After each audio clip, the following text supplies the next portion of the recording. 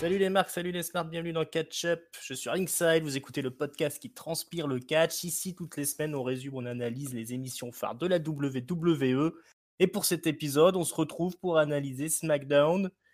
Alors, c'était le SmackDown du 7 novembre ou 8 novembre, ça dépend. Du 6. Du 6. Ok, d'accord, j'ai tout faux.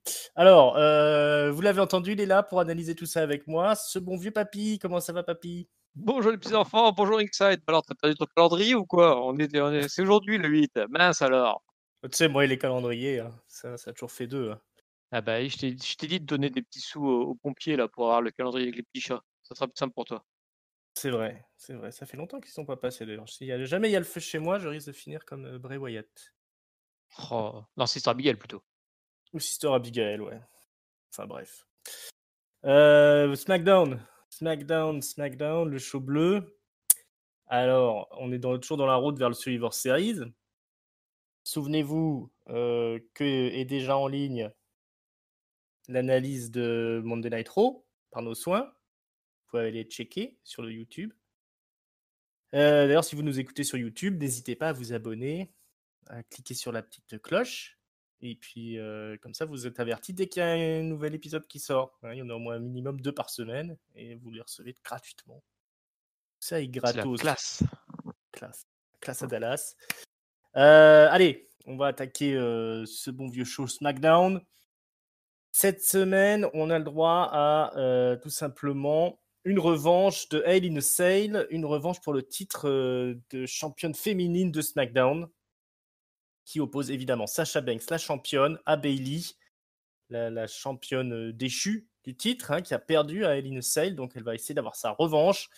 Et dans une petite promo backstage, hein, sous le petit entron, dans la Gorilla Position, on a envie de dire, elle nous explique tout simplement que Sasha Banks n'a jamais pu conserver son titre à chaque défense. Et bah, ce soir, ça va pas faillir à la règle. Elle va récupérer son titre. Et on a droit donc à un match qui dure assez longtemps. J'ai pas le timing, mais c'était un match très disputé qui commence par une domination de Sasha Banks, qui finit par faire un méchant bump sur le tablier du ring. Hein. Elle essaie de se jeter sur Bayley, mais Bayley la projette avec ses pieds quasiment jusqu'au poteau. Elle s'écrase sur le tablier du ring. À partir de là, c'est Bayley qui va prendre l'avantage. Ça va être un peu un chemin de croix pour Sasha Banks, qui va échapper de justesse à un tombé où Bayley enchaîne un backstabber. Et puis après, elle va essayer de la placer. Elle va tenter même le Bayley to Bayley, hein, mais ça passera pas. Ce sera le compte de 2. Elle va piéger Sasha dans la prise, le bank statement. Elle va utiliser sa propre prise contre Sasha. Mais Sasha ne va pas abandonner. Et au final, Sasha réussit quand même à piéger Bayley dans le bank statement. Et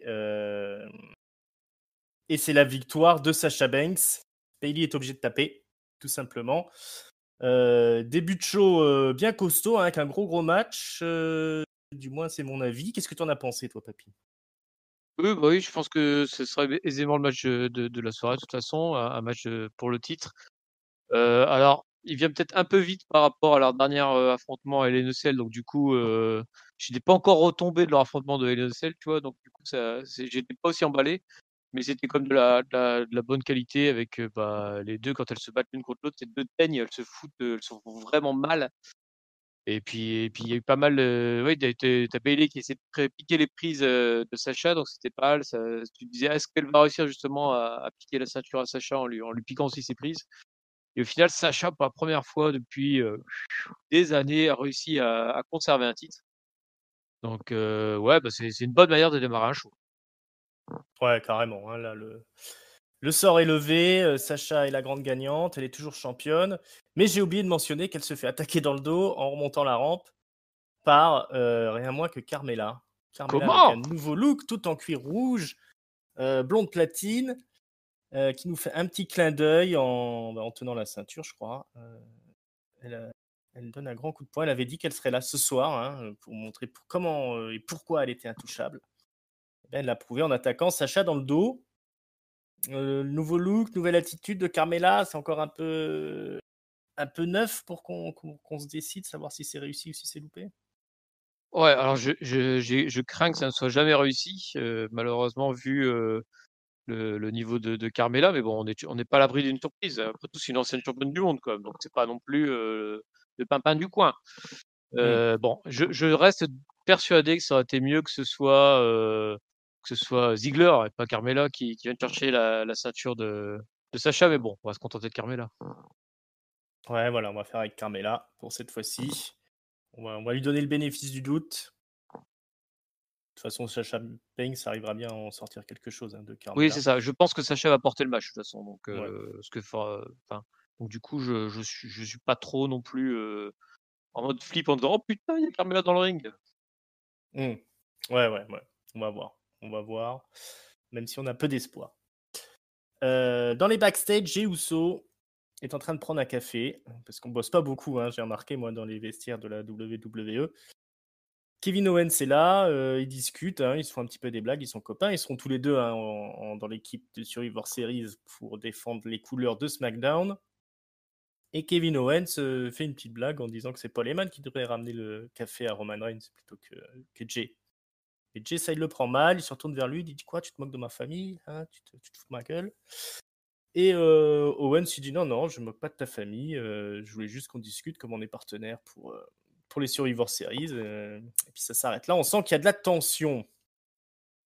Et bah oui, parce qu'avec un Kevin Owens qui est quand même finalement un des top face de SmackDown, et Jey qui glisse, je pense qu'il a déjà fini de glisser, mais bon, qui à la télé fait semblant de glisser encore vers le côté heel. Il y a tapé Brian avec qui Owens avait fait une promo une semaine avant en disant que c'était son grand copain, qu'il espérait bien pouvoir avoir des matchs avec lui, de la tag team, etc. Et puis son grand copain, une semaine plus tard, il se fait déboîter par Jey Uso. Mm. Donc bon, c'est pas étonnant qu'ils se chauffent un peu quand même les deux gars. Ouais, il y a de la rancœur. Je pense à côté de Kevin Owens. C'est pas passé inaperçu ce tabassage en règle de Daniel Bryan. Il y a eu d'ailleurs toute une séquence où il a attaqué Daniel Bryan sur la civière qui n'a pas été diffusée la semaine dernière, qui a été diffusée sur le réseau YouTube, je crois, de la WWE.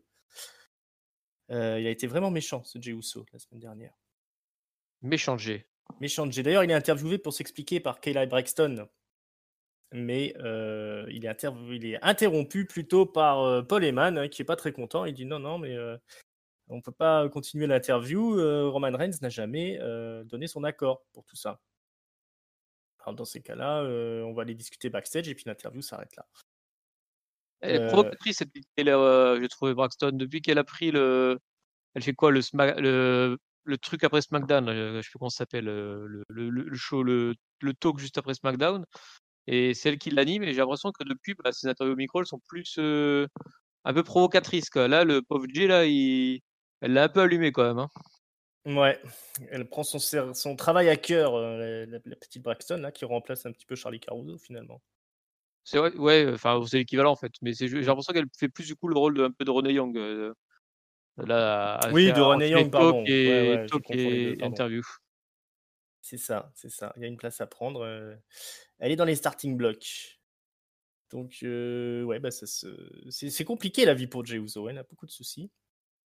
Et ça s'arrêtera pas là. Il y en aura encore un petit peu dans la suite. Si on allait voir Rey Mysterio, qui est aussi au téléphone dans les vestiaires, il cherche sa fille Alia. Où est Alia? Vous n'avez pas vu Alia, etc. Dominique est là, il dit dis donc, t'as pas vu Alia? Alors Dominique, il dit ouais, faudrait peut-être te concentrer sur ton match là, parce que t'as un match après. Et oui, parce que Rey Mysterio va affronter rien moins que Baron Corbin pour se qualifier pour le Survivor Series. Alors ils n'arrivent pas à trouver Alia. Dominique, il dit bon, c'est pas grave, j'allais la chercher. Et là, Rey Mysterio, qui est tout seul, se fait attaquer par rien moins que Baron Corbin, le roi Corbin, qui l'attaque. Il a toujours sa couronne sur la tête. Et il lui pète la gueule dans les vestiaires. Une petite attaque. Je sais pas si tu quelque chose à dire sur ce petit passage. Rien de particulier là-dessus. De toute façon, c'est effectivement Papa Mystérieux qui cherche sa fille, alors que bon, sa fille, manifestement, elle est dans les bras d'un ami de papa. C'est ça. Il y a de drôles d'histoires dans la famille Mysterio. Qu'est-ce qu'on a après? Paul Heyman qui discute devant le vestiaire de Roman Reigns. Ça blablate, on n'est pas content. Tu vas faire l'interview, je veux pas faire l'interview, t'as pas le droit de faire l'interview. Et là, il y a Roman Reigns qui débarque. Il dit bon, t'as pas le droit de faire l'interview. On a d'autres projets pour toi. Et puis une fois que Jey Uso est parti, il est pas très content. Il reste de dos face à Paul Heyman. Ça se dit ça, de dos face à Paul Heyman? Enfin voilà, Mmh. il tourne le dos à Paul Heyman plutôt. Voilà, Ça me paraît voilà, plus c'est français. ça. Et il lui dit, dis donc, c'est à toi de t'occuper de ça. Moi, je t'ai engagé pour que tu t'occupes de tout ça et que j'en ai pas à m'en occuper. Il a dit, ça passe pour cette fois, mais va me chercher Adam Pearce. J'ai des choses à lui dire. Ouais, le Euh, règne de la terreur de Roman, hein. ouais, il est impressionnant, Roman Reigns, moi, je trouve. Hein. Ah oui, oh, il est vraiment le mec que t'as pas envie de contrarier là. Jay, il ferme sa gueule et puis il va s'occuper de ses affaires. Il parle plus d'interview. Paul Heyman, il se fait allumer parce qu'il a pas su gérer la partie com de Jay. Enfin, c'est tout le monde en prend pour son là. Mm. Ah ouais, il fait pas bon être employé de Roman Reigns, le sale patron que c'est, dis donc. Mais ouais, non, impressionnant dans l'acting, impressionnant dans le charisme. Là, et effectivement, c'est plus que salutaire ce heel turn qu'on attendait depuis un bon moment. Allez, un match de qualification pour les Survivor Series. Ah, avec plaisir. Pourquoi pas Rey Mysterio contre King Corbin, justement. On en parlait avant. Surprise. Surprise. Alors, Rey Mysterio, il vient en boitant, parce qu'il s'est fait un peu péter la gueule dans les vestiaires. Et puis, on a un match qui est long, mais long, entre Mysterio et Corbin. Et je crois que Baron Corbin gagne le match grâce à une distraction de l'ami, le Messi du vendredi. Comment s'appelle-t-il? Seth Rollins. Seth Rollins qui débarque. Et puis voilà, donc ça fait une distraction pour Rey Mysterio qui se prend un low blow, je crois, et puis Corbin gagne le match. Non, ça, il prend le end of day là. End of days. Ok, même pas le besoin d'un finish. low blow pour Même terminer pas. Non, il se Mysterio. retourne. Bah, tu sais, c'est souvent le cas où tu te retournes comme un con, puis tu prends le finisher direct. Ou d'ailleurs, Mysterio qui le vend pas très bien le finisher parce que le pauvre Baron, Roi maintenant, il a du mal à le porter son finisher parce qu'il l'autre il fait sac de sable Mysterio et du coup Ouais, pour bah, le rebattre en arrière, c'était compliqué. il a pas envie de mettre over Baron Corbin, ce bon Mysterio. Ça m'étonne pas, hein. Il y a C'est son fils qui est possible. sur les rangs. Hein. Le but, c'est d'enterrer le bon vieux Baron. Il fait ce qu'il peut. Ouais, le match n'était pas passionnant, moi j'ai trouvé. Non, bah non. Malgré la présence de Mysterio, c'était quand même. Ouais, et Corbin, ça faisait des semaines qu'on l'avait pas vu, il revient là. En plus, les deux, ils étaient en pantalon de jogging, c'était vraiment pas engageant comme match. Hein. Ouais, clairement, ouais, il avait... ouais, Mysterio, il n'a pas fait d'effort du tout. Hein. Ah non, il sort. Et tu vas jobber contre Corbin. Oh non, non, je m'habille pas, rien à foutre. Je suis en jog, je m'en fous. Voilà. Voilà, pas très glorieux tout ça.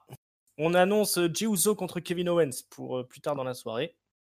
Je crois même que ce sera le main event. Bravo Roman. Bravo, il fait le booking lui-même, il n'y a pas de souci. Laissez Roman gérer les choses. Un autre match pour la qualification Survivor Series pour les filles. Ah oui. Je suis impatient. Triple frite. Comment Natalia, Ruby Riott et Zelina Vega. Il n'y a que Natalia qui a droit à une entrée d'ailleurs, je crois. Donc c'est nul, hein, ça dure pas très longtemps. Et il y a un finish complètement zarbi où Natalia elle porte un sharpshooter à Zelina Vega. Il y a Ruby Riott qui vient porter un bar en même temps, une clé de bras à Zelina Vega. Natalia, au bout d'un moment, elle en a marre de porter le sharpshooter, alors elle se relève et c'est le moment que choisit Zelina Vega pour taper. Ce qui fait que c'est Ruby Riott qui a gagné, qui a un peu volé le match. Voilà. Et donc ce sera Ruby Riott qui sera au Survivor Series. Et oui, mais ils prennent leur temps pour construire leur équipe côté SmackDown. Ils ont que 2 filles pour l'instant, il reste plus que 2 semaines. Alors que Raw, ça fait déjà 2 semaines qu'ils ont leurs 5. Donc ils prennent leur temps et en même temps, ils se sont foutus une belle épine dans le pied en foutant que les triple threat pour se qualifier parce qu'ils ont pas assez de filles, je pense. Donc déjà, ça fait 2 fois qu'elle fait le triple threat parce qu'elle avait déjà perdu la semaine dernière contre Bianca Belair. Et là, rebelote, elle retourne et elle repère. Bah, après, je pense, il me semble que c'est peut-être un angle vu que c'est Jamel qui prend les tombées. Donc peut-être que justement, ils vont s'en servir pour dire bon bah elle va réclamer encore une fois un match, participer à un match de qualification vu que c'est Jamel qui prend le tombé quoi. Mais ouais bon, ça, oui, c'est pas très engageant, mais en même temps, trouver 6 filles de chaque roster pour faire à la fois le match pour la ceinture et le match Survivor Series, c'est un peu compliqué, hein. Il y a pas assez de filles dans le roster masculin majeur pour trouver autant de filles pour un Survivor Series, je pense. Ouais. Même dans tout le circuit du catch mondial, je suis pas sûr que tu arrives à trouver 12 filles assez de avec filles. ton niveau, ouais, bah, c'est Mm. peut-être possible, hein. Mais bon, après voilà, c'est au moins ils construisent leurs équipes et ils scénarisent un peu autour de ça. Moi, comme je le dis, je vais pas me plaindre de ça. Ouais. Puis c'était assez bref On n'a pour pas qu'on soit souffert. pas trop ennuyé. Voilà, on n'a pas souffert. Toujours backstage, décidément on fout rien hein, dans les backstage de la WWE puisque Biggie est en train de jouer au Trivial Poursuite. Avec une blonde. Ouais, avec une blonde pour du pognon, donc il a un peu tous les vices en même temps, Biggie. Et là il y a les Street Profits qui débarquent et ils expliquent que voilà ils vont prendre le VIP lounge. Et il demande à Biggie s'il veut traîner avec eux. Et Biggie il comprend que en fait, s'ils veulent faire à Miami, les Street Profits, c'est pour avoir des infos sur le New Day, puisque les Street Profits vont affronter le New Day à Survivor Series. Mmh. Alors Biggie va leur donner une grosse info, c'est que le New Day va les battre, hein, tout simplement. Et ils rigolent, et tout le monde rigole, hein, ils partent tous les trois d'un rire hystérique. Là-dessus, il y a rien d'autre que Billy Kay qui débarque, nul autre que Billy Kay, en rigolant également. Et puis elle dit aux Street Profits, hey, les gars, si vous voulez des informations sur Monday Nitro, moi je m'y connais, hein, j'en viens justement. Et les Street Profits, ils expliquent, bah oui, mais nous aussi on était à Monday Nitro en même temps que toi, hein, ma belle. Et ainsi se termine ce segment, qui sera le seul segment qui concerne les tag teams à SmackDown cette semaine. Et Et oui. hein, est-ce qu'on est sur le méga push de Biggie? Ah, le Biggie, j'ai l'impression qu'il est méga frigo là, hein. Ça fait la semaine dernière, il était pas là du tout de mémoire. Cette Ouais. semaine, il fait juste un segment backstage. Est-ce que c'est parce qu'ils n'ont pas prévu de l'utiliser au Survivor Series et que du coup, bah, il faut le mettre de côté jusque-là? Je ne sais pas. Parce que c'est vrai qu'on verra la suite des matchs de qualif, mais il n'y a pas Biggie pour l'instant du tout dans l'équipe ni dans les matchs de qualif. Mmh. Donc on ne sait pas trop son rôle. Bon, à noter, parce que j'ai dit souvent du mal d'elle, mais que Billy Kay m'a fait marrer pour ce coup-là, avec son espèce de Ouais. CV à la con en disant ouais, vous voulez des astuces euros, ouais, je vais vous en donner et tout. Non, mais vous êtes trop conne, on viendra aussi. Mais bon, c'est pas non plus la franche rigolade, hein, mais Mmh. au moins c'était plutôt bien joué, c'était mignon. Elle a un talent comique quand même, Billie Kay. Elle a toujours joué un petit peu là-dessus. Voilà, Finalement, à défaut d'avoir du temps dans le c'est ring. ben voilà, hein, mais bon, en même temps, elle est grande, physique, Ouais, elle a faire du beau bon physique, catch. hein. C'est dommage Mmh. qu'elle puisse pas catcher, mais elle a un beau Mmh. physique. Mmh. Bien belle bête, en effet. Ouais, bah oui, sûrement que Biggie le mette en stand-by jusqu'à la fin des Survivor Series parce qu'il n'y a rien, y a rien pour lui à grappiller au Survivor Series. Donc je pense qu'on le verra exploser pour la fin d'année. Mmh. Et puis l'année prochaine, ça sera l'année Biggie, hein, on va Voilà, dire. allez, 2021 les Biggie. On y croit à mort.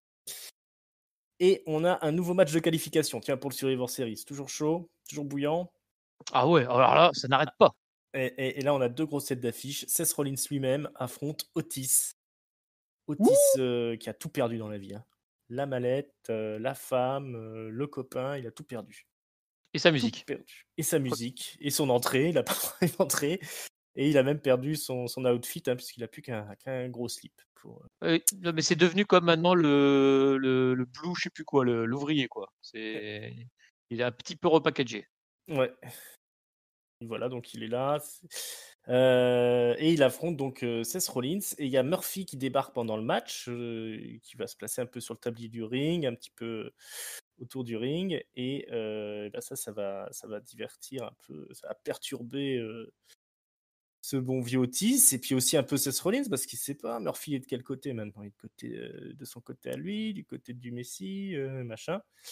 Et finalement, Murphy va distraire Otis et c'est la victoire du Messi qui va pouvoir placer son curb stomp sur la face du gros Otis.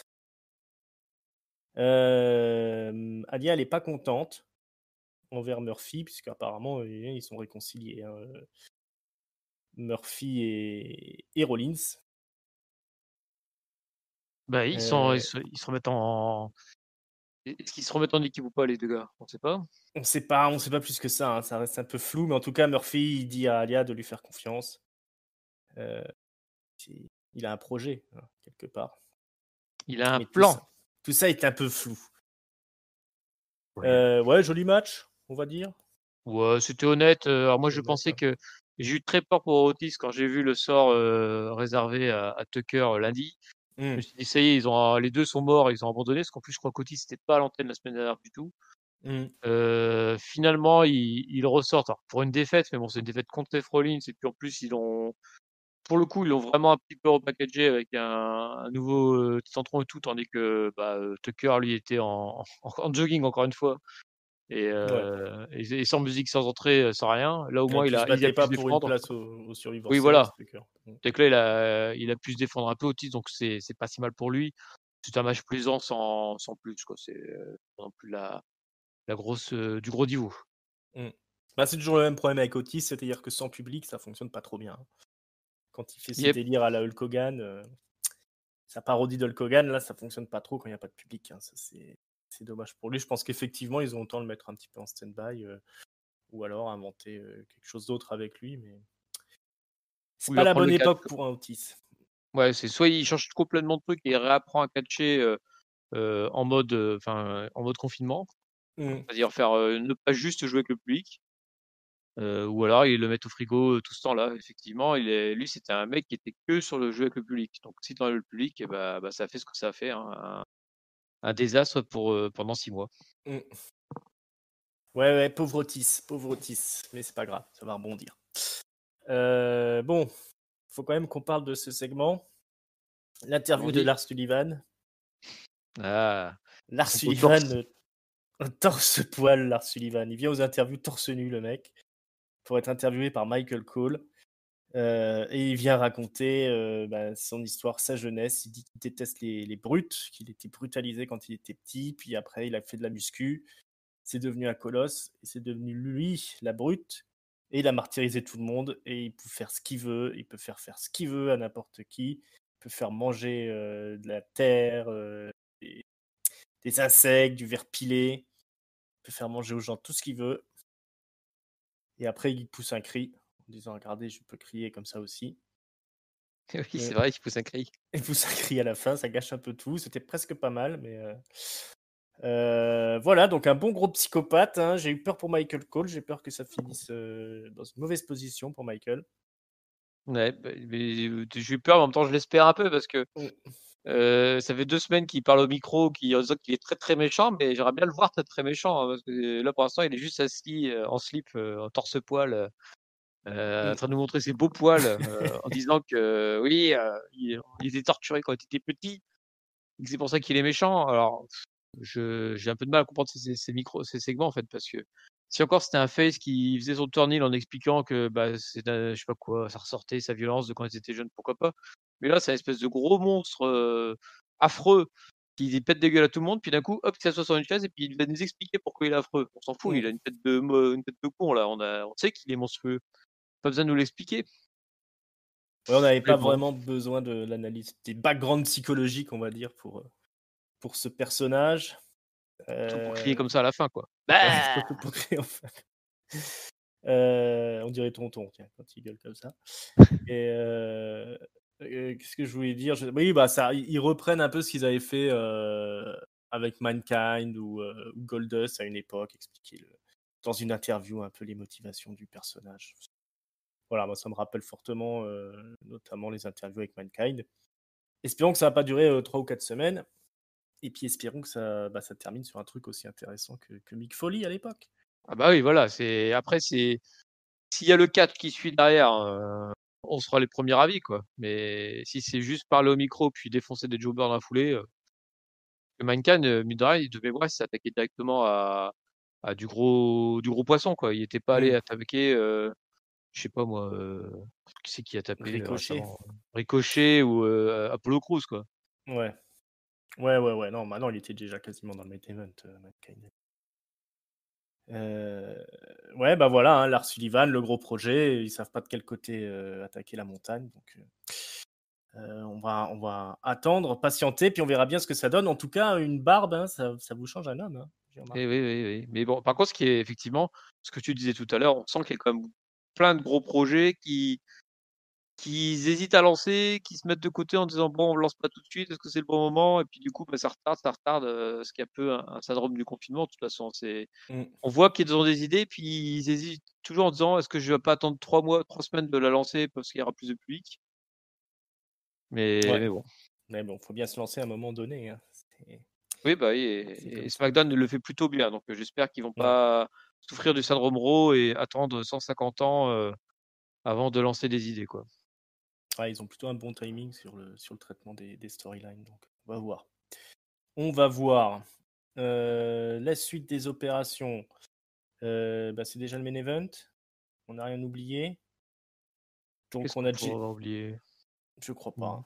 Moi, je pense On a pas non plus, hein. on a Jey Uso qui affronte Kevin Owens. Bah, c'est du forcément, le match est bon, hein, puisque les 2 sont quand même, plutôt talentueux. C'est Owens qui finit par avoir l'avantage, mais il y a Roman Reigns et Paul Heyman qui débarquent, autour du ring, qui va évidemment, bah, également distraire, Kevin Owens, toujours la même histoire. Et là, il y a bien un low blow de Jey Uso et ça va permettre, la victoire de Jey. Et je crois qu'après, il passe à tabac, Kevin Owens, je pense? Bah, il me semble qu'au début, Roman Reigns n'est pas là directement, c'est juste sa musique qui se déclenche Ah ouais, et il au va moment permet où, de Owens regarde le truc, c'est là où, Jey Uso se relève et lui met un coup de tête dans les burnes et il en profite derrière pour gagner et après la victoire, là, Roman Reigns arrive et puis effectivement, il y a passage à tabac de Kevin Owens. mmh.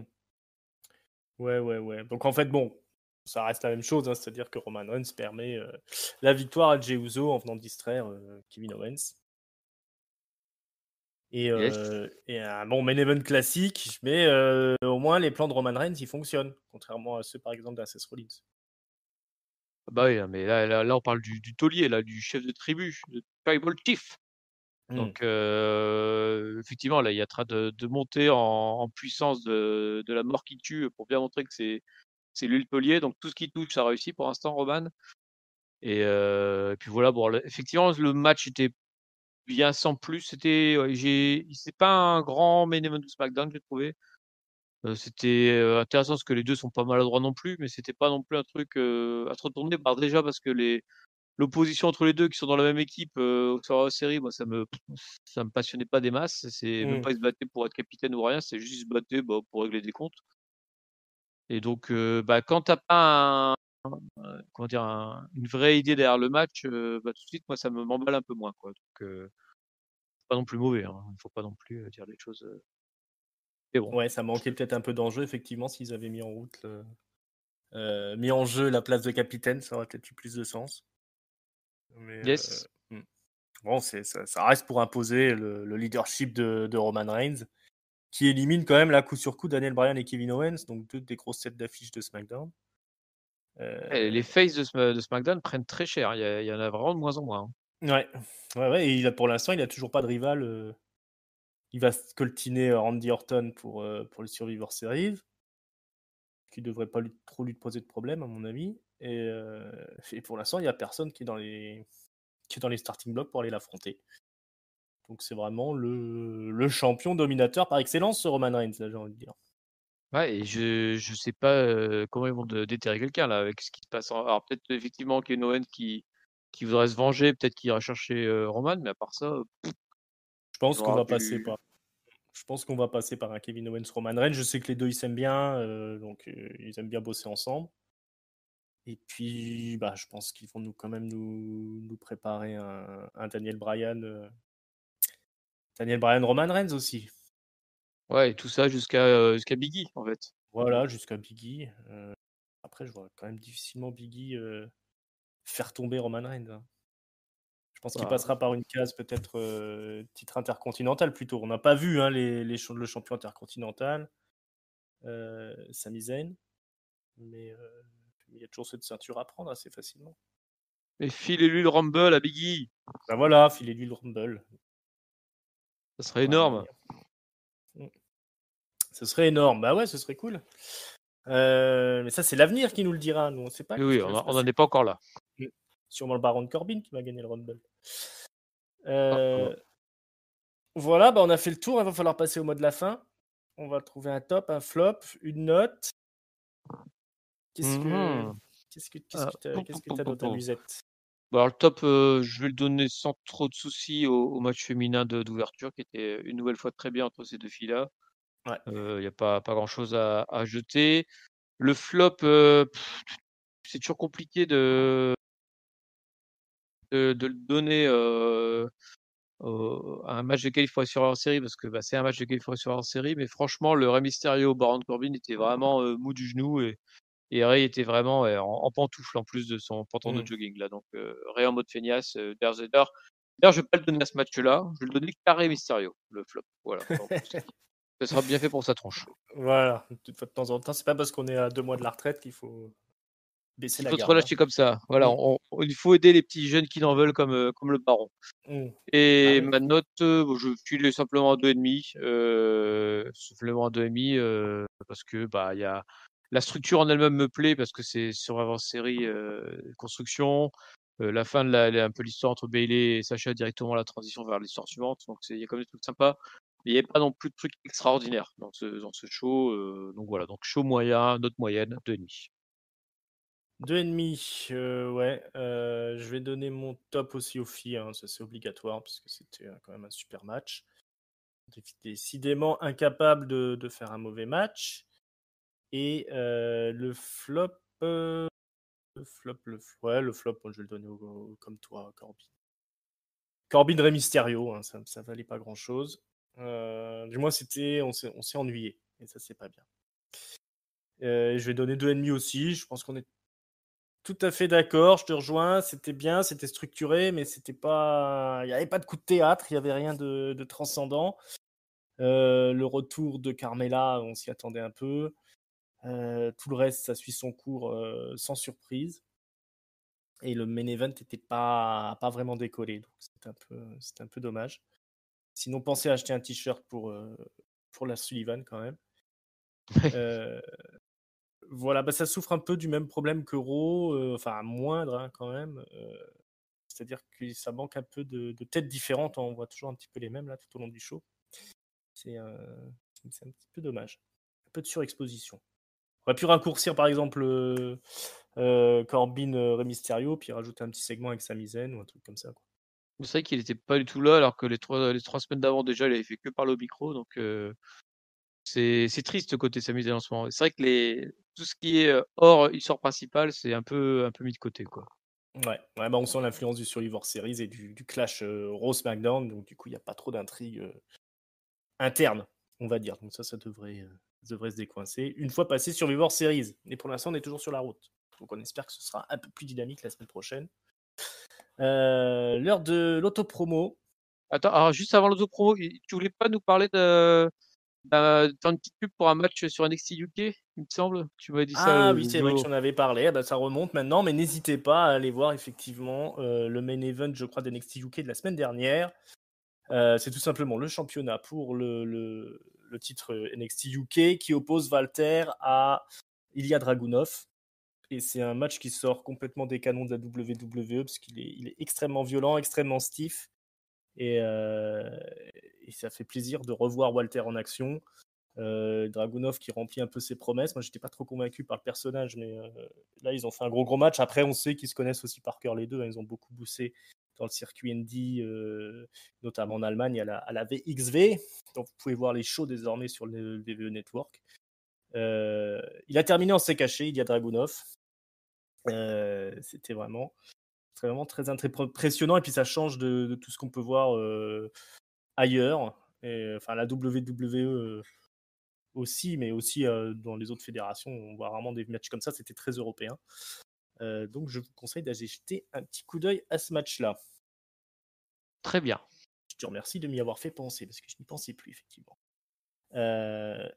Et du coup, bah, on va passer à l'autopromo. L'autopromo, qu'est-ce que c'est? C'est quand on vous dit où c'est que vous pouvez nous écouter, alors que vous savez très bien où, puisque vous nous écoutez en ce moment. YouTube, toutes les plateformes de podcast, Ocha, Apple Store, je sais pas quoi, non, Apple Podcast, ça s'appelle maintenant, etc., etc. On est aussi sur Facebook, on est sur Twitter, c'est @catchupcdc. On est aussi sur Instagram. On a un Discord, vous avez l'invitation et puis toutes les informations que je viens vous donner dans la description. Commentez, donnez-nous votre avis sur ce SmackDown. Posez-nous des questions si vous le souhaitez. Tout ça dans les commentaires, en dessous des commentaires. Et non, dans les commentaires plutôt. Voilà, Papy, merci beaucoup d'être venu. Bah, merci pour m'avoir invité dans ce grand show bleu, merveilleux bleu. Ce bleu si profond, le grand bleu. Voilà, on se retrouve assez rapidement pour le débrief de Monday Nitro. Si vous êtes sage, peut-être qu'on débriefera la All Elite Wrestling. Si vous nous le demandez à corps et à cri dans les commentaires. Voilà, exactement. Si vous le réclamez vraiment fort, peut-être que ça sera fait. Voilà, hein, il faut qu'on ait plus d'un commentaire et demi. Hein. Et on vous fait ça. Voilà, pour le reste, hein, j'espère que vous êtes autant amusés à nous écouter que nous à enregistrer. Et puis on se retrouve très bientôt. Ciao, ciao, bye bye. Salut tout le monde, salut Rickside.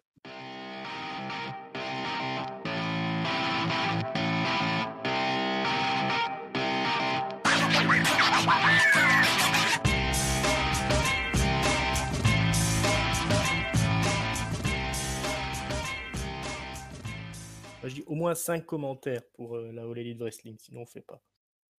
Ouais, ça sera le nombre de personnes qui écouteront l'analyse de toute façon. Donc,